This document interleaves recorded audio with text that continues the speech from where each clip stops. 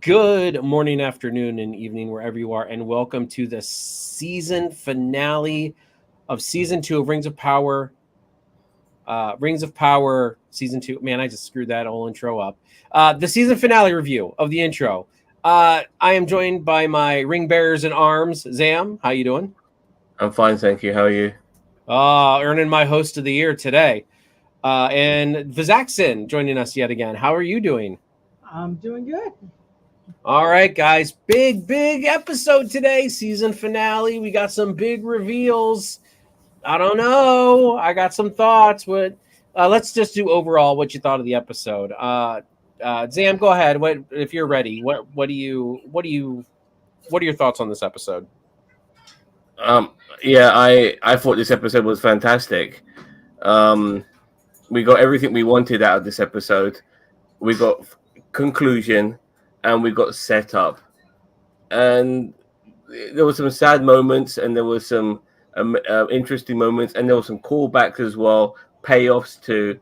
I can't wait to talk about it individually. It's going to be yeah, there's a lot to talk about. But the cold opening, which was a hot opening with the Balrog at the very beginning, like wow, what a way to start, you know. And they are definitely paying homage to, in my opinion, now Peter Jackson's trilogy of Lord of the Rings, because so many things are replicating that film. You know, even the look of the Balrog, it looks, you know, with the whip and everything, it looks like the same Balrog from that movie. Mm-hmm. Viz, what did you think of this? What did you think of the season finale? I liked it. I liked it quite a bit. Not quite as much as the previous episode, but I did like it. There were a few points where I'm just like, oh you idiot, but yeah, what a lead on with the Balrog and everything, and like I love so much of it. But yeah, definitely have some thoughts. So, we might as well start off with the Balrog talk because it was right there at the beginning of the it was just about right there at the beginning of the episode, but it's actually not a ton of content in this episode either. I thought it would be more.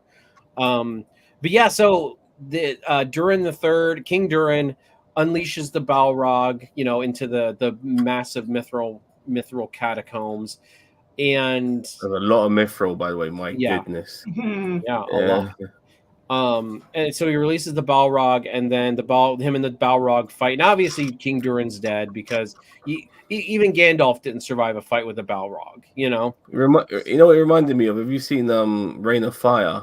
Yeah, that's exactly what I was thinking. Long time ago. And Matthew McConaughey, before he gets killed off, Matthew McConaughey, he jumps at the dragon he looks like Stone Cold Steve Austin as well. He jumps at the dragon with his axe. And I thought that it reminds me exactly of the same scene, with Durin's dad and the Balrog. So, obviously, this is where the Balrog is going to get the name Durin's Bane. So, what do you guys think? I realized now. Damn, yeah, it makes sense. Yeah. What do you guys think of the because it seems like they keep on starting and stopping with the Balrog, because in the first season we saw the Balrog, but we're like, okay, it's not out per se, but it is awoken. Now this season the Balrog kind of gets out, but then it kind of gets sealed away again when the whole fight happens. Because it seems like it seems like the cavern just completely collapses. Don't know how they got King Durin's ring back, but still. I did see that actually. Yeah, he puts it on a stone, where he can grab it. I know he took it off, but I'm just like, but even so, he took it off, sat it down, and then he did the whole jump attack. And it's not like Prince Durin the Fourth had any opportunity to go grab it before that whole area collapsed. So, I'm like, how did that? Okay, sure. So. Hilarious comment, by the way. I thought the same thing as well, Daniel Vance. And falling so short. The dwarf says he's going to fall short. They're great Yeah. sprinters, dwarves, but short distances, I mean, So I'm look, not sure about Gimli kept the up long with jump. Legolas and Aragorn in the Lord of the Rings. Like he kept up. So Yeah. they got tiny little legs, or they got powerful little legs to keep them running. And they're running with all that weapons and armor and stuff like that. Yeah. I'm sorry, I just have that scene from The Simpsons where Ralph is following Bart, and it's just like, slow down, Bart. My legs don't know how to be as long as yours. Oh, Simpsons. So I don't like what are your guys' thought on this false start with the Balrog every season? It seems like at the end of the season, every at the first 2 seasons, it seems like they go to start with the Balrog and then stop, and like they're not giving us an inkling that the Balrog is actually out right now. This is my. I mean, it's weird this year because that Balrog has to be contained for 5,000 fucking years, before it ends up waking up at some point. Prior to the Fellowship of the Ring, where it ends up devastating Khazad Dûn and killing all the dwarfs in there.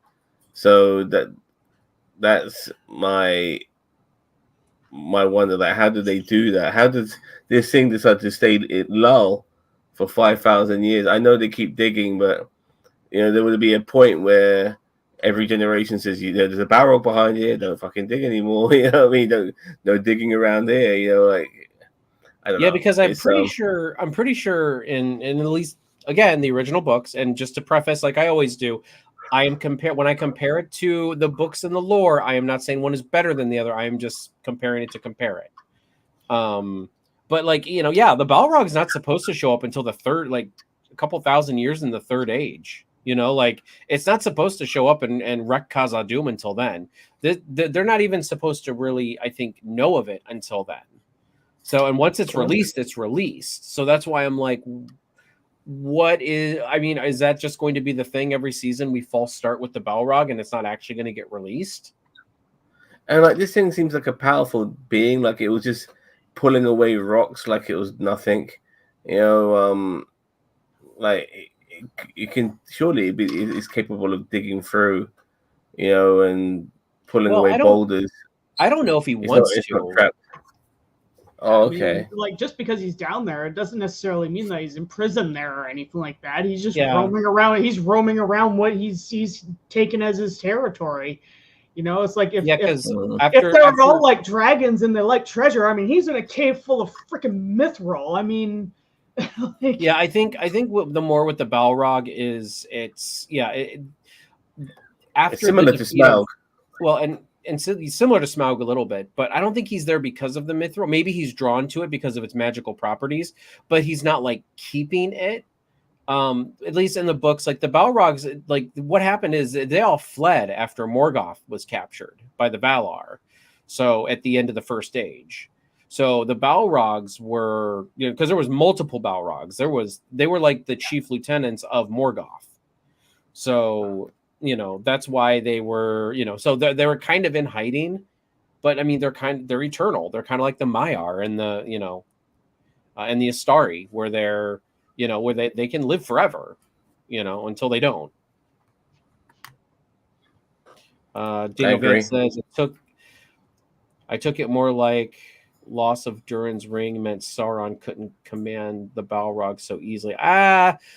I don't think so. I don't think Sauron's controlling the Balrog. I think that, believe it or not, Balrogs are kind of almost on the same level, like hierarchy wise, as Sauron. Like in the original books, like their Balrogs are not like this. They're not like these mindless creatures like they kind of portray them in Peter Jackson's movies. So, I mean, how they're doing that now, it's kind of like Bane, like in the Arkham games. Like, like Bane in the Arkham games is like, he's super smart, but then like the Venom kind of corrupted him and then like made him kind of dumb almost. Like, I don't know. Well, they made him stupid in Batman and Robin when he was always like in the games, the Arkham games. Okay. I always thought he was an intelligent guy, and they portrayed him a lot better in Dark Knight Rises, but there was not an ounce of venom on him, which I didn't like. Yeah. He says Balrogs are equal to the Eagles. No, I think you're right, Daniel Vance. Like, yeah, I think it's Yeah, like that's a good point. the Istari, the Maiar. I'm trying to remember the hierarchy. Like it, but yeah, they're Balrog. Yeah, Balrog. But that's just like the Eagles. The Eagles are very smart. They may not speak English or whatever, but the Eagles are very smart as well. They are creatures of the Valar, just like just like the Balrogs are the creatures of Morgoth. So anyway, we've spent way more time on this than I thought I did. What did you guys think of the acting here between these two actors? I thought it was Which really actors? good between the Durans.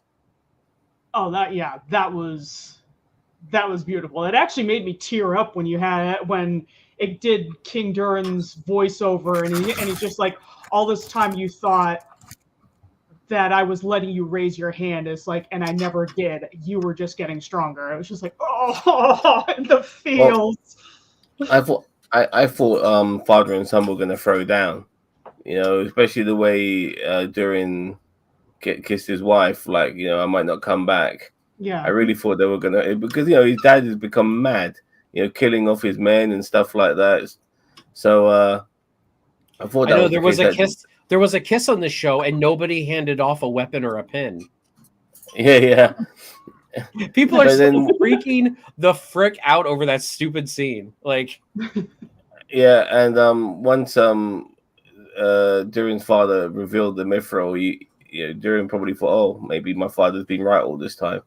Oh, he had that moment on his face. I mean, he's just like, because he had this odd look on his face when he looked in there. He saw like all this mithril.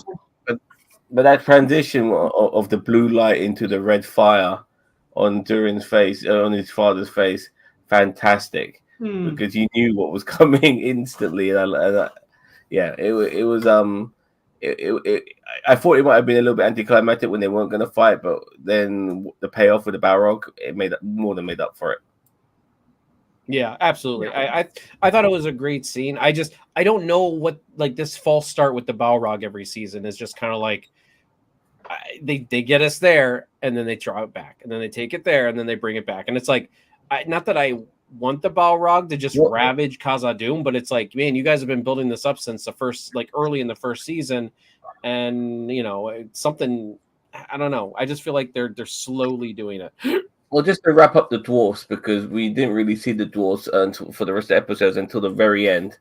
So just to wrap them up right now, it seems okay, fine. They've probably sealed up that hole where the Balrog is, and they're going to hopefully make sure that nobody goes there. I do feel with like thousands of years going by, people are going to not appreciate that there's a section of this mountain which is extremely dangerous, and then that's what's going to happen. But so you think we're not going to see the Balrog anymore? You think that's maybe it for the Balrog? Well, they might talk about it, but what's going to happen? Obviously, what they're setting up next season is who's going to be king. Because, they definitely were teasing that. Because apparently Durin's got a brother. Mm-hmm. But if Durin is the oldest, then it doesn't matter that he's got a brother. So. Well, one of the accusations was that Durin wasn't legitimate. Was it? Well, they don't feel they don't yeah. feel that he is legitimized as the rightful heir or whatever. I mean, do we know that it's his younger brother? Maybe it is an older one that was maybe not exiled, but like casted out, maybe to like other dwarven. I have no idea, but we're gonna probably get the dwarf lords as well, because those rings need to be spread out. Yep. There's 7 rings there. We saw those 7 rings, and everyone wants a piece of them. Yep. So that's going to be interesting to see next season. I think we're going to get the dwarf lords. I think we're going to get a fight over who's going to be king. Yeah, that I'm looking forward to that. And the spreading of those rings. Yep. I mean, it's also been mentioned that, like the Balrog wasn't even supposed to, it's like lore-wise, the Balrog wasn't even supposed to make his appearance yet, like at all. And he's already definitely made an appearance. He's definitely made his presence known. And, it's like, and here we have this case with like Durin. So it's like, okay, you have war on the horizon. They have the elves that are clamoring for mithril, even though Eregion has fallen. You have the elves that are like, they know what mithril can do for them and so forth. So now it's a question of like, okay, do they use this as a segue, as an excuse to like try and find some way to get in there and get mithril so, they can supply the elves? Well, I mean, just to kind of, I mean, that's actually a pretty good Well, that's a pretty good segue into the Elven story. Yeah. That I don't know. I mean, yeah, that's kind of like the meat and potatoes of this episode. Like because at the end the elves retreated to the north, which is now going to be the site where they build Rivendell, like that city. So I mean, so that's kind of where everything ended up there. But like I don't know, they kind of left it open ended as to what they're going to do. I kind of wanted to talk about the Numenor really quick, just because there wasn't a ton there either, but we can kind of gloss over that. That Farazan was basically branding the faithful traitors, bringing the queen. Yeah, they could. Yeah, like we didn't lose this election. That's the vibe I was getting. Oh yeah, you know what I mean? Fake news. Fake news. The election was fraudulent. Mm-hmm. That's the vibe I was getting. Yeah, because it's January 6th on Numenor, baby. Yeah, you're getting that vibe. Like all these prophecies have come about. I mean, they're cool with like the eagle and all of that, but the moment the queen survives the Kraken, they all right, fine. There's dark magic involved or something like that, or she was working with Sauron. When Sauron hasn't been anywhere to be seen when it comes to Numenor. So that's just a bunch of bollocks. They just want to hold on to power, and they'll say anything can do anything to do so. Sounds like familiar. It sounds very familiar. Sounds very familiar. But you know what? It's from the books. This is actually a lot of the stuff that happened in the books, and it's pretty accurate. I mean, not like to the T, but like like I wouldn't expect it to be, honestly, but yeah, like Farazan turning on the faithful and all that other stuff. I mean, that's pretty much right on with the books. So we have I can't remember the name of I can't remember the name of Farazan's son, but you have no idea how you Hemorrhoid, I think his name is, or something. Hemorrhoid. You have no idea how desperately, even if it's not canon, you have no idea how desperately I want Isildur to kick his ass. I mean, there is talk that he is going to be one of the Black Numenorians. And what those are is like, remember the Mouth of Sauron in the extended edition of Lord of the Rings? Remember when there's that dude with the crown, like the crown over his face, but all you could see was his mouth, and it had like the nasty mouth. Some people are saying that he's going to be one of those Black Numenorians, because the Black Numenorians were people that were in Middle Earth when Numenor fell, and they ran to Sauron for refuse, and that's what they turned into. So a lot of people are saying that he might be the Mouth of Sauron, which I think is very possible, because he looks like a piece of shit like the Mouth of Sauron was. So, I mean, anything's possible, but it would be like, even if there was a correlation and that was the case, I don't think many people would be able to put the two and two together. I mean, but that's what nerds like us are for. Yeah, I guess. Yeah. We do all the helpful things, right? Yeah, good point. Yeah. So until you told me, I had no fucking idea. Yeah, I mean, yeah. I'm trying to find the name of the dad. I'm so bad with these names. It's not Isildur. It's Isildur. Yeah, Isildur's father. Yeah, Isildur's father. So anyway, Isildur's father. He gets Narsil. Yep, he does get Narsil, the sword that basically he's used to chop the hand of Sauron. Mm-hmm. That was the sword. That was awesome, seeing that sword. You could just tell it was that sword. There's nothing amazing by the look of the sword, but it has enough of a look to it that it's the same sword that Aragorn ends up possessing by Return of the King. And good to see that. Was his name, by the way. Found it. Yeah, so I'm just like I said, what I've loved about season 2 compared to season 1 is that I do feel the pieces were coming together a lot more with this. You can see what everything is being set up for in the future and how certain things now make sense to the overall lore and mythology of the Lord of the Rings, especially with this being a prequel. So yeah. Well, and they talked It was about building. fun. Remember, a couple weeks ago, I talked about them, not building the watchtowers yet, but they in this episode they were talking when Hemorrhoid or whatever his name is came over. He was, he was talking about building Well, watchtowers. he's about as appealing as a hemorrhoid, so we might as well just keep calling him that. Yeah, I can't. Man, I want to quickly mention this before I forget it. Is Arion there? Like he just got stabbed twice. I know, and he looks like he didn't even bug him. He's just like, hey, I know. I even said it out loud while I was watching the episode. I'm just like, oh, he did live. He's looking pretty chipper for someone who got stabbed a couple of times.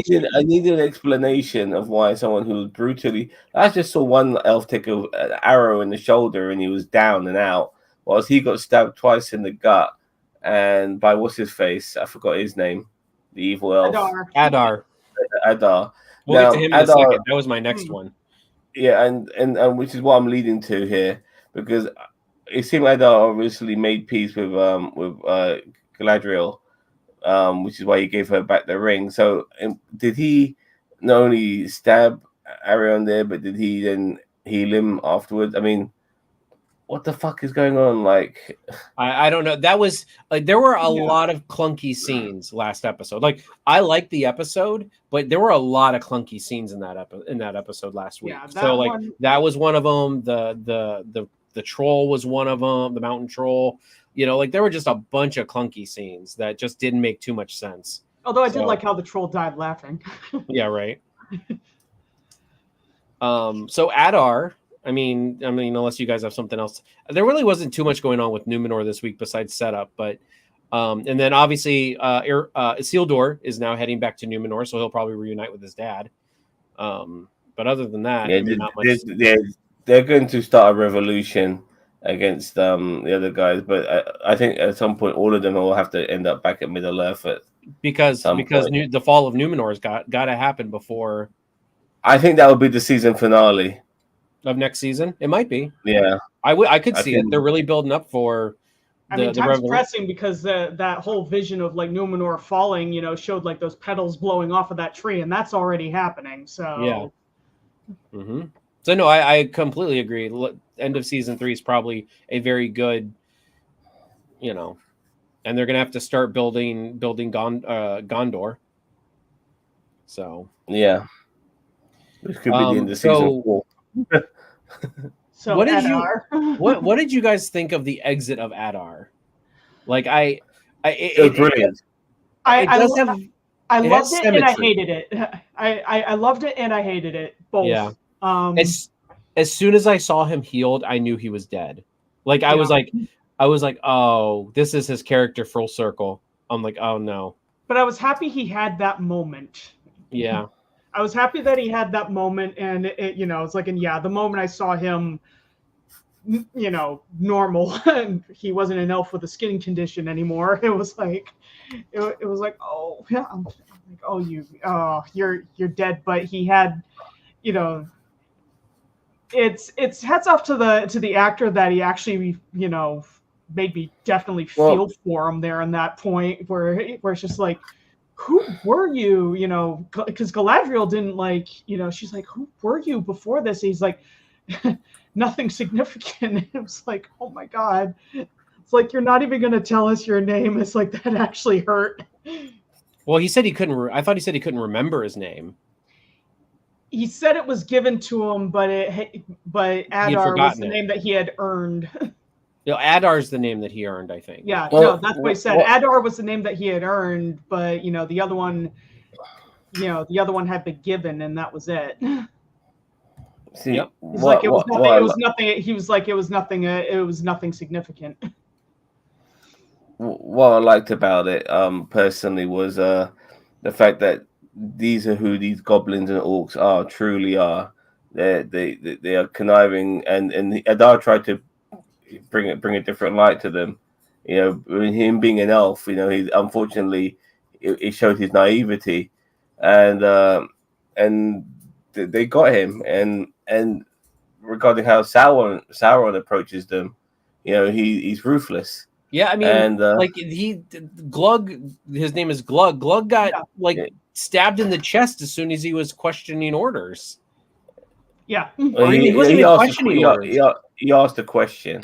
Yeah, he asked a question, and yeah, and exactly. It's like if we, well, he made a statement, but you know, it was phrased as a question. It was just like, if we keep going, the dwarves are going to, you know, he didn't even like fully get the question out. He just got stabbed. But and at that point, Glug knew he fucked up.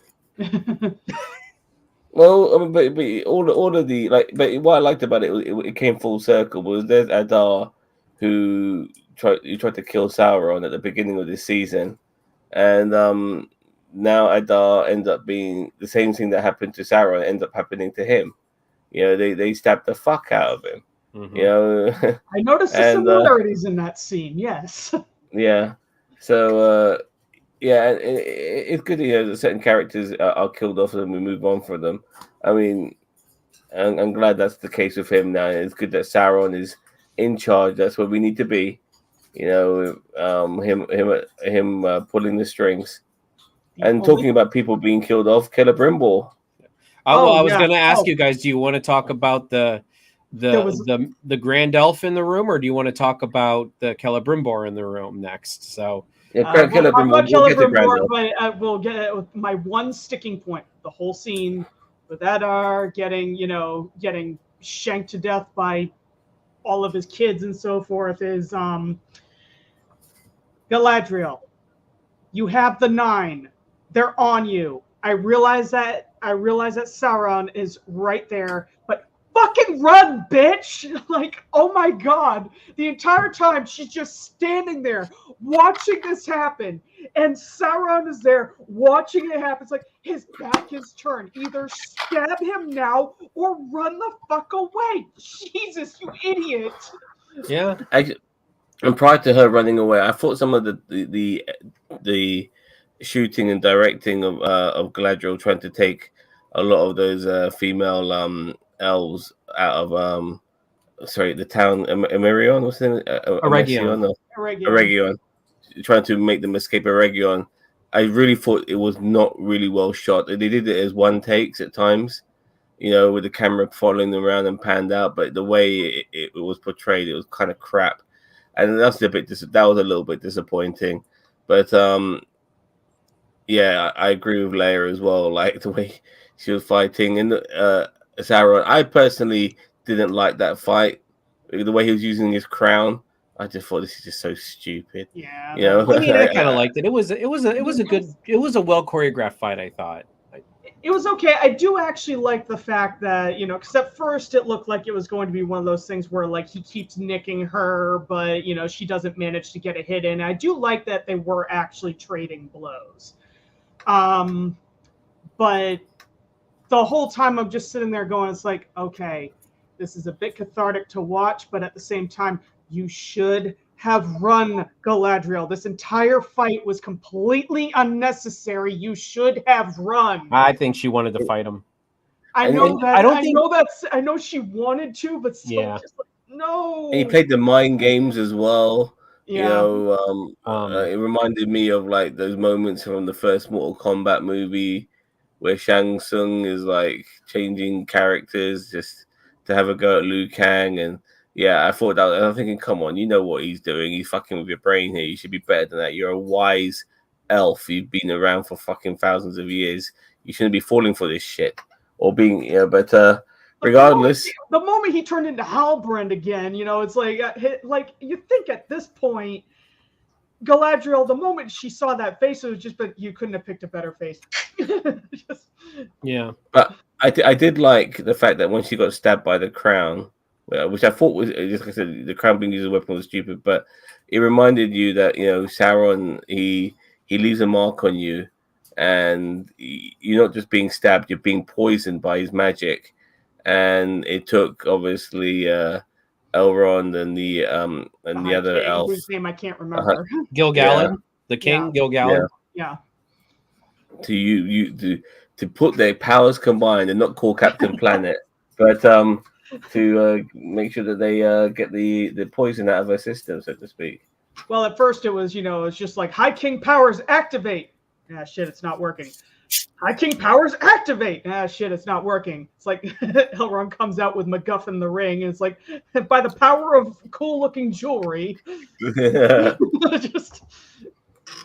Yep. Let's get to some comments and we'll talk about Gandalf. I was just gonna say I'm gonna bring up some comments. I have enjoyed Adar's storyline most of the season. I have too. I really have. I was really upset. Like I was really sad that his character is going to be leaving. I understand why, but I was still kind of upset that we were going to be losing. There's a couple characters from this season that we're losing. That I'm like, oh man.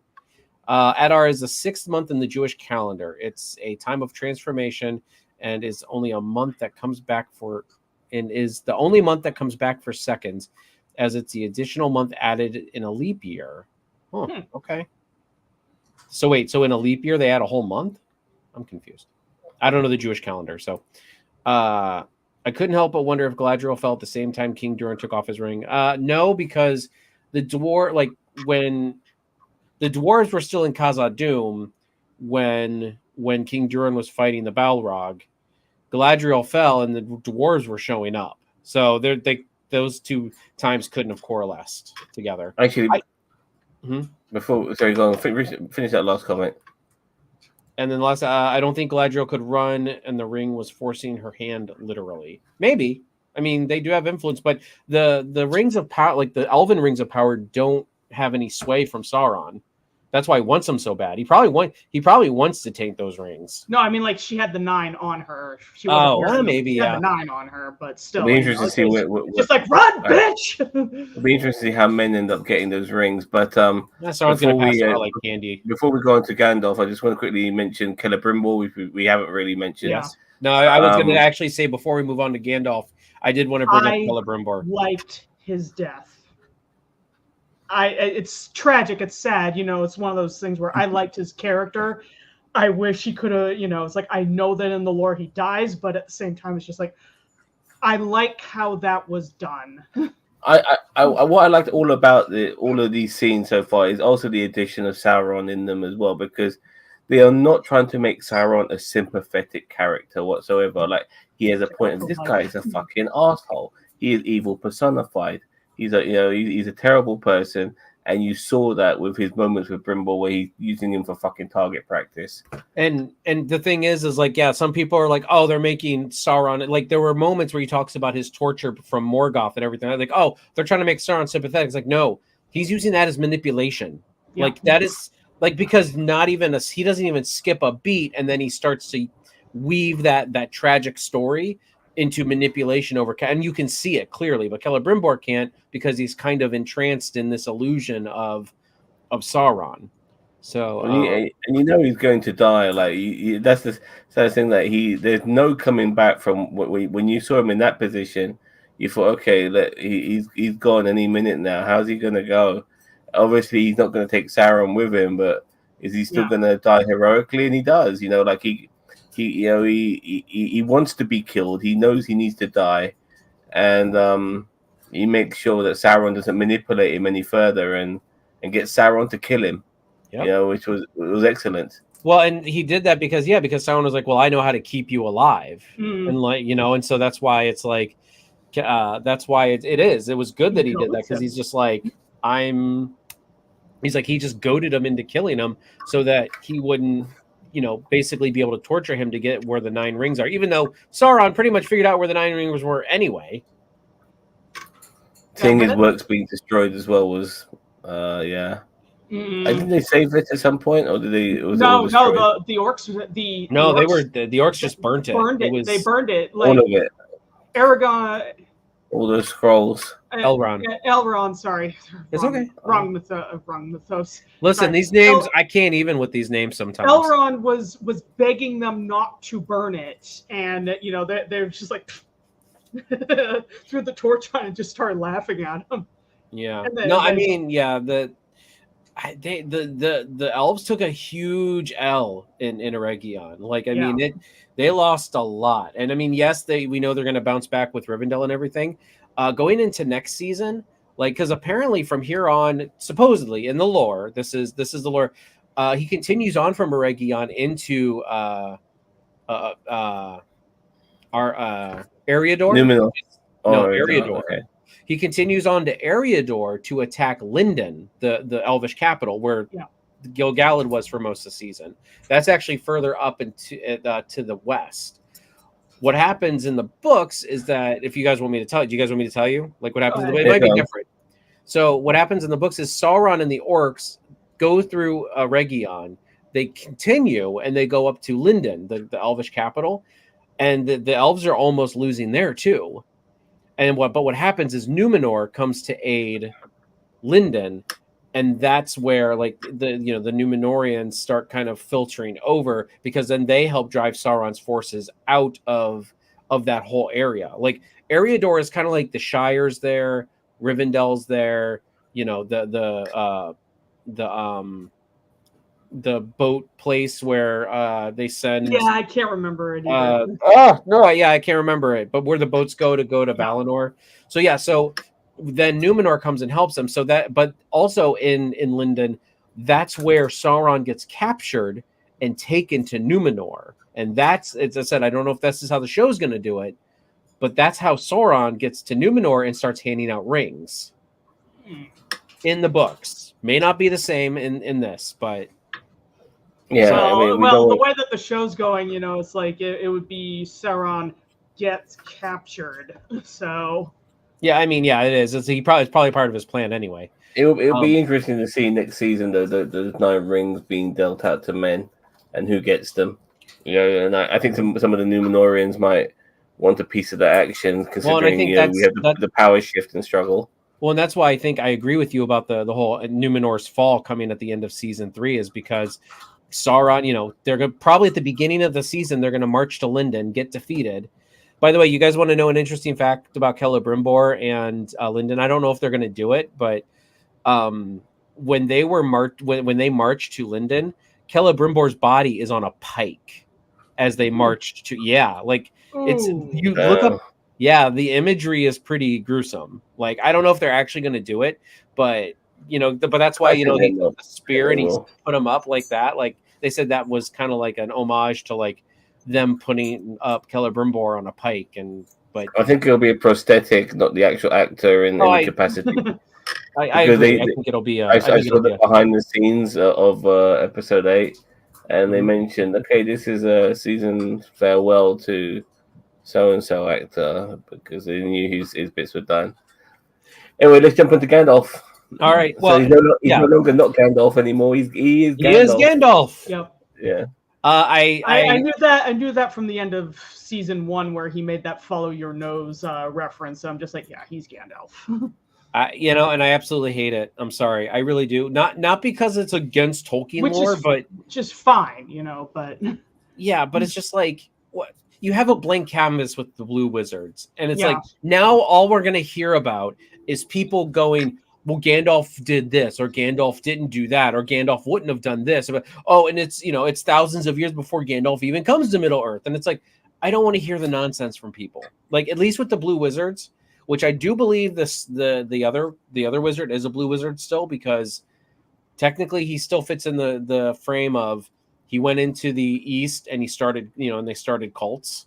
One of the Blue Wizards did. So and he is confirmed to be a Maiar. And Astari? I think he's Astari. But he is confirmed to be one because he kept on saying, my friend, when we were in Valinor, or Valar, or not Valar, Valinor, I had to convince you to go, or whatever, he's obviously one of the wizards. I just don't think he's Saruman. Well, I don't think he's Saruman, but if it depends. I mean, like, if Gandalf is able to save this wizard and take away his corruption and make him the White Wizard again, because you might call him a Blue Wizard, but he looks like a White Wizard. At the same time, he looks like a mix between the White Wizard and the punk rock band Kiss. Regardless, I can see maybe Gandalf saving this guy's mortality and making him Saruman again. Saruman how he should have been before he got corrupted by obviously Sauron later on. But I can see that possibly happening. I mean, if he is Saruman, then you are probably correct. But I think there's still enough evidence to point towards this is one of the Blue Wizards to, basic. Because I mean, as I actually do hope that's the case. I hope because it'd be nice to be different. But we got that moment where the Grand Wizard. God, I hate saying that. You should be wearing a pointy hat when you call him that. But regardless, he confronts Gandalf, and he's trying to rope him in, joining his side, and obviously the halflings are being held ransom and stuff like that. It was an interesting moment. Well, and he also wanted to overthrow Sauron, not just defeat him. They wanted to overthrow and replace Sauron, is what he was saying. Yeah. Which let's be honest. I mean, it's not that straightforward, is it? No. But yeah, it was a good moment and all of that. But it felt very, very, very quick and very abrupt. I thought we'd be spending a lot more time with Gandalf and the halflings and all of those people. That was actually going to be my next question. How do we feel about Gandalf? Gandalf being parted from the hobbits now, them going their own way, and do we feel like that we're still going to follow the hobbits even though they're heading back west? I think obviously the hobbits will be heading towards the Shire at some point. More than likely. Again, the Shire being established is thousands of years off, but again, the show is doing things different, so they might probably go and do the Shire. And at the same time, Gandalf has always been known in the books to wander off and do his own fucking thing. Mm-hmm. He's always done that. So they're keeping to that particular tradition. He needs to find himself as a wizard now. He needs to get out of those goddamn rags as well. I can't stand what he's wearing. I know. Put him in a suit. No, but he just honestly, he looks like he looks like Jesus Christ Part 2. Just put him in something a bit more. Oh, those robes have me wondering if he was actually Radagast, but yeah, exactly. Put him in something that that resembles who Gandalf ends up being. He's got his staff now, which I thought was a bit convenient how he got it. Oh look, there's a bit of stick on the floor. I'll just pick it up. Well, remember, the staff does not pick the wizard, or the wizard does not pick the staff. God. The staff picks the wizard. Yeah, and all of that. Was he able to stop? Was he able to stop those rocks from exploding when the evil wizard did that? The dark wizard. He was able to hold the rocks up. He was holding them up while they kind of got to safety. Oh, okay. Because then after that, that's when he got called. Thank you, Great Elf, and you know what that sounded like. Grand Elf. Immediately, Grand Elf. Yeah. As soon as they started saying, I'm like, fuck. Yeah. As soon as I heard them say that, I'm just like, yep, that's the confirmation that's Gandalf. And then it's just like, oh, I wonder how Cheeto's reacted to this one. Diggs, by the way, is hey, what's up? What's up? Yeah, welcome. I hope you watch Rings of Power episode 2, season 8. That's what we're talking about right now.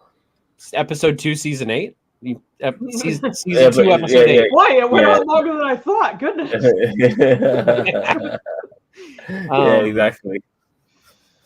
But it was okay, and it's good that Nori and Poppy are doing their own thing, and in a way, it'll be this is what you want from another season. You need things to go in other directions with some of these characters.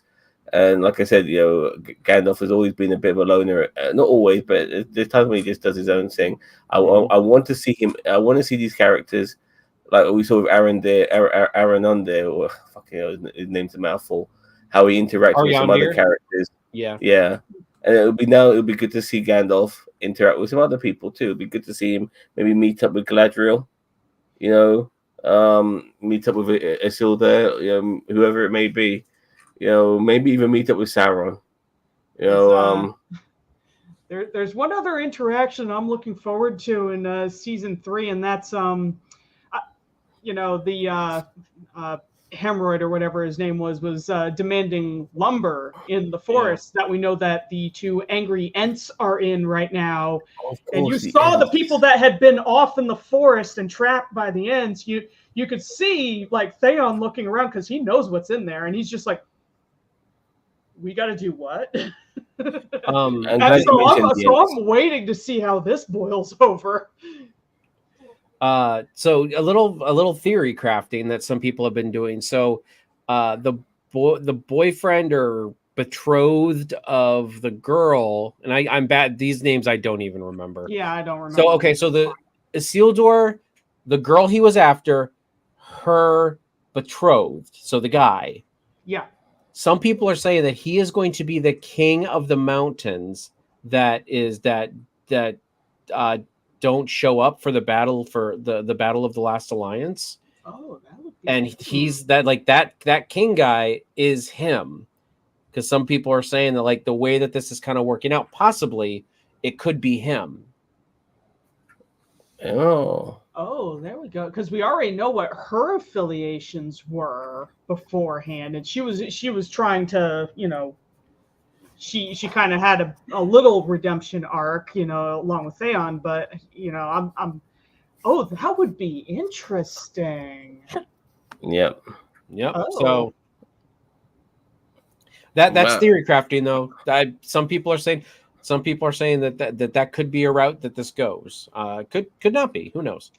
But I like the way that this episode ended, because we got the battles and stuff in the previous episode. This now was tie up the loose ends and set up for season 3 episode, which is I'm glad is what we got. And yeah, I'm already looking forward to next season, whenever that may be. I'll probably be about 50 years old by the time that shit comes out, but still, bring it on. Yeah, well, and 2 years is what they're saying. But 2 years. All right, so it'll be 44. Yeah, but look, we have actors and actresses who are playing elves who are not fucking immortal. Mm-hmm.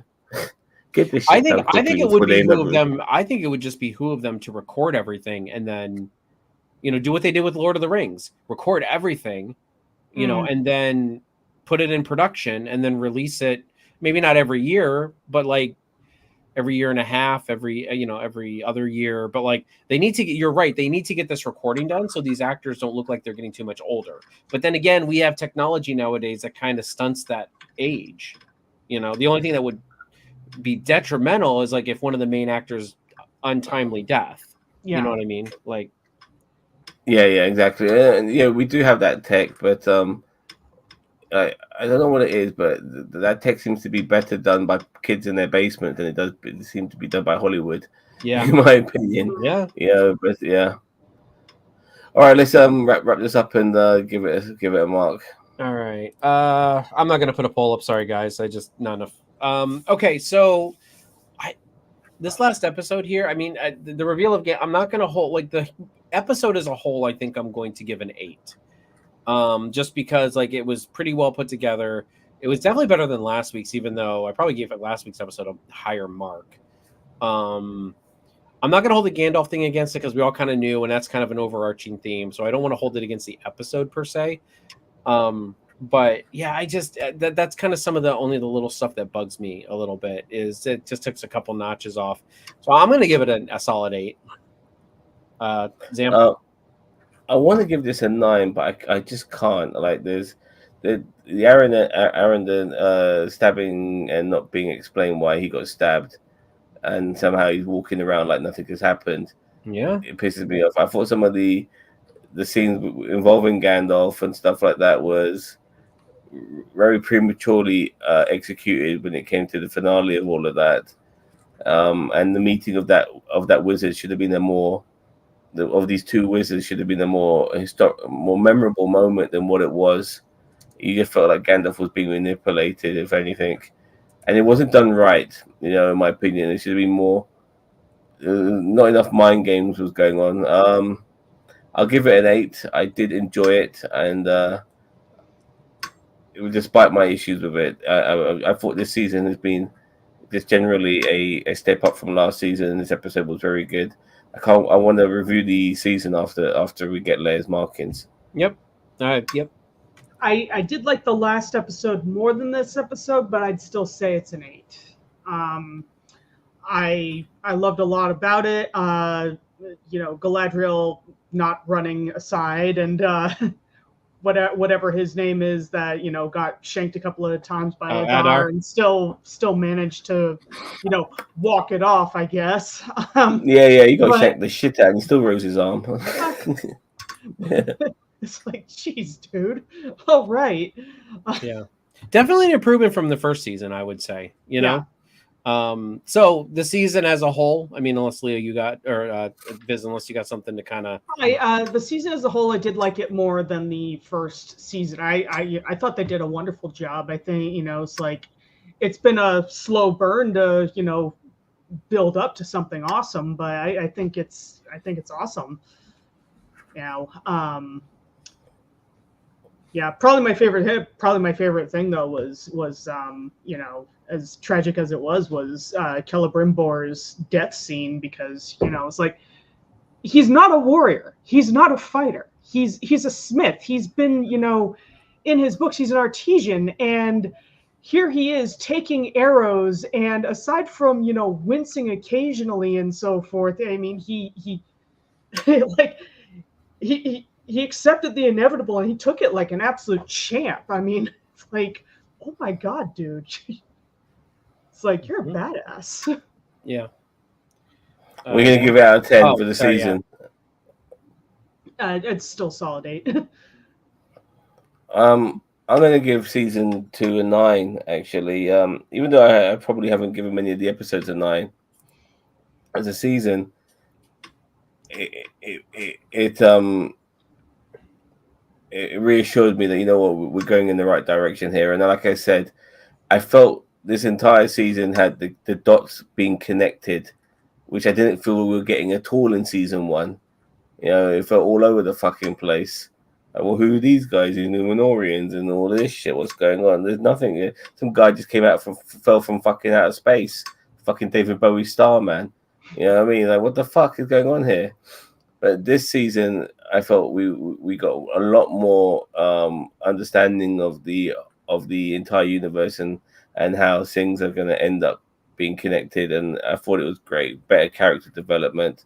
They definitely got things right this time around, and it does deserve a good mark, which is why I'm giving it a 9 out of 10. I am. I am going to give it a 9 out of 10. I'm really stuck between an 8 and a 9. But I am going to definitely give it a 9 out of 10. I feel like it was a great step up from season 1. Celebrimbor and Anatar / Sauron, fantastic this entire season. They were the Elrond and Durin the Fourth of season 1, of season 2. Like, they were the heart of this season. And it is very tragic because when Sauron killed Celebrimbor and you saw him crying, like, you could kind of see the fact that he's like, even though he was using him, even though he was ruthless and was manipulating him, you could kind of tell that he wanted Celebrimbor to join him. But Sauron knew he wouldn't. But he kind of wanted that. Like, he wanted to work with Celebrimbor. He enjoyed the time. But he accepted the fact that Celebrimbor would never join him, so he had to kill him. So, the Battle of Eregion, I thought, was really good. It really gave the scale that I felt it should have been. And kind of Galadriel kind of taking a back seat for a lot of episodes, which I'm kind of also glad about. I felt like this was not... And Elrond. And Elrond, yeah. I mean, I know episode 7 was a very heavy Elrond episode, but I really feel like they focused on the right characters this season. It wasn't like, it didn't feel like it was like, we got to put all the stars, the Galadriel and Elrond in everything so that there's star power. I felt like they were like, no, you know what? Fuck it. We're gonna tell the story well, and it doesn't matter like who, like, as long as it makes sense and who's supposed to be here. Like, they're not just putting people in storylines just to make you care about the story. Miles I wanted to agree. say hi. But yeah, so no, I'm gonna give it a 9. I mean, I'm a very generous 9. How about I say I'm gonna pull a Zam and say a generous 9. So Man, I was the mean one out of this one. I rated everything an 8. I really wanted to give it an 8, but I 8's a very really good felt like mark. it was a big step up from season 1. Whenever you give anything an 8, 9, or a 10, you're giving it top marks. So Yeah, I 8's mean good. that's still like really good. Like, I mean, you could do so much worse than Did than anybody any. else also appreciate the fact that the High King wasn't just willing to get his hands dirty when it came to the battle? He was actually kind of badass. Well, Yeah. eventually he's got to go because Elrond gets his ring. Yeah. So eventually he's got to go. I'm assuming. I'm pretty sure it's got to be before the Battle of the Last Alliance because I don't think he was around for that battle. So eventually he's probably gonna have to go. Yeah, I agree. All right. So everybody out there in YouTube land, thank you very much for joining us, as well as Zam and Vizaxon. Thank you so much for joining me and us for this just incredible journey down. Even though this was only 8 episodes, it felt like so much more. Like these episodes are dense. They are. So yeah. So we are definitely gonna have to now struggle through the weight of basically 2 years for season 3 to come out. So I think it's going to be kind of crazy having us wait. Well, we still have Agatha all along. Oh yay! And the Penguin.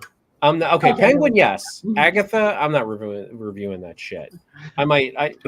I think we're gonna do a season review of that unless you, Zam, decide to do. I'm happy to do a season review. I just watched episode 4 I'll go with today. the season review on After that. episode 4, I'll binge it and punish myself later on. But yeah, I'm sorry. After episode 4, I'm like, oh. I watched the first episode. I'm like, this is dumb.